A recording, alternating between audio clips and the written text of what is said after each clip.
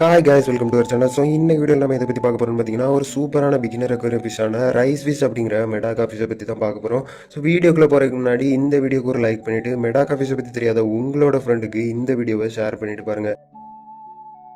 மெடாக்கா fish அப்படிங்கிற rice ஃபிஷ்ஷோட scientific name Oryzias latipes. இது ஒரிசேனே அப்படிங்கிற ஒரு சப் ஃபேமிலி ஃபிஷ். இந்த ரைஸ் ஃபிஷ்ஷோட நேட்டிவ் ஈஸ்ட் ஏசியன் கண்ட்ரிஸான Japan, Vietnam, Taiwan, Myanmar and Eastern China.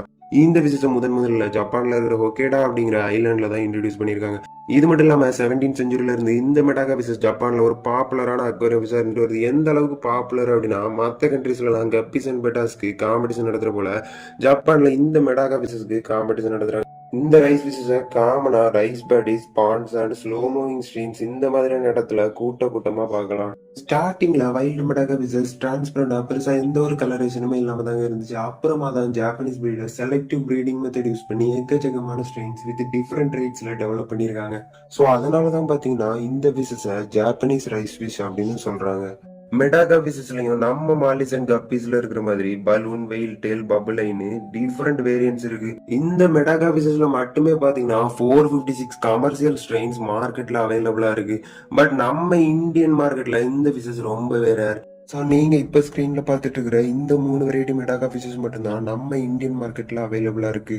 இந்த ஃபிஷோட aquarium habit similar to guppies and small tetra varieties. So இந்த ஃபிஷஸை நீங்கள் ஒரு கம்யூனிட்டி ஃபிஷ் டேங்க்ல கூட வளர்க்கலாம். நீங்கள் உங்கள் வீட்டில் பிளான்ட் அக்வேரியம் டேங்க் இல்லைன்னா அவுட்டோரில் பாண்ட் செட்டப் வச்சிருக்கீங்க அப்படின்னா தாராளமாக இந்த ஃபிஷை சூஸ் பண்ணி வளர்க்கலாம்.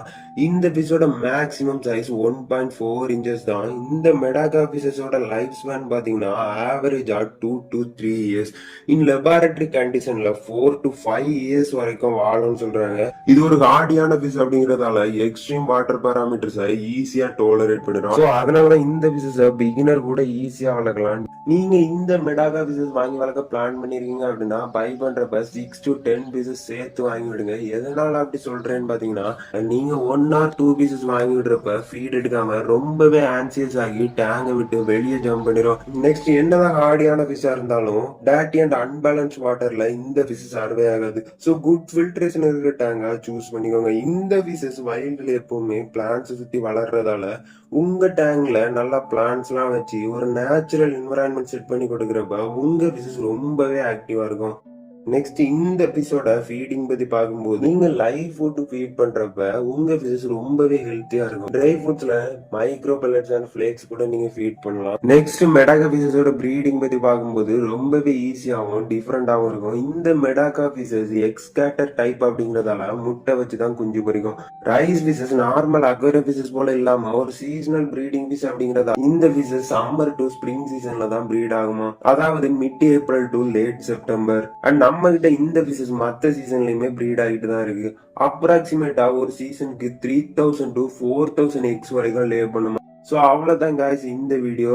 நீங்க இந்த மாதிரி எக்ஸோட்டிக் ஃபிஷஸ் வாங்கணும் அப்படின்னா டிஸ்கிரிப்ஷன் பாக்ஸ்ல இருக்கிற வாட்ஸ்அப் குரூப்ல ஜாயின் பண்ணிக்கோங்க. அப்படியே நம்ம இன்ஸ்டாகிராம் பேஜையும் ஃபாலோ பண்ணி வச்சுக்கோங்க. உங்களுக்கு இந்த வீடியோ யூஸ்ஃபுல்லா இருந்துச்சு அப்படின்னா மறக்காம இந்த வீடியோக்கு ஒரு லைக் பண்ணி ஷேர் பண்ணிட்டு நம்ம சேனலை மறக்காம சப்ஸ்கிரைப் பண்ணி வச்சுக்கோங்க.